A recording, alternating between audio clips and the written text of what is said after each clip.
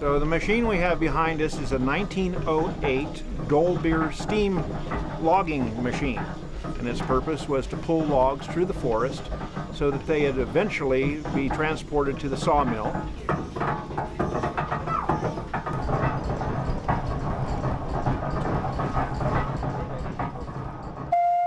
So this steam engine operates essentially by a wood fire boiling a steep kettle full of water, creating steam. It carries a variety of whistles on it, but back in the day really it only had one whistle for purposes of communication within the forest. If there was a need for communication over the side of a hill, they would have what's called a whistle punk, a small boy that had a wire that was attached to the whistle, and he would watch the logging operation below and then pull the whistle at the right time so that the steam engineer could engage the machinery and pull the log up from an area where the engineer couldn't exactly see it.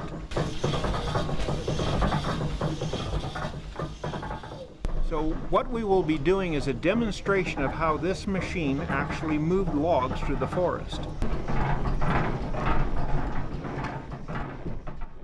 Essentially, the loggers would drop the trees, and this machine would roll the logs into two-pole chutes, which is basically a road through the woods. They would drag these logs through the woods, eventually dumping them into Shaver Lake. It would be gathered up by the steamboat, the Michigan, transported over to the sawmill.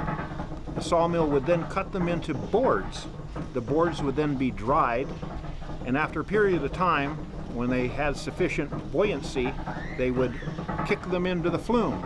And then the flume was 42 miles long and would reach Clovis 6.5 hours later. At the turn of the century, this was the latest and greatest technology. And so for 108 years old, it's a pretty fascinating machine.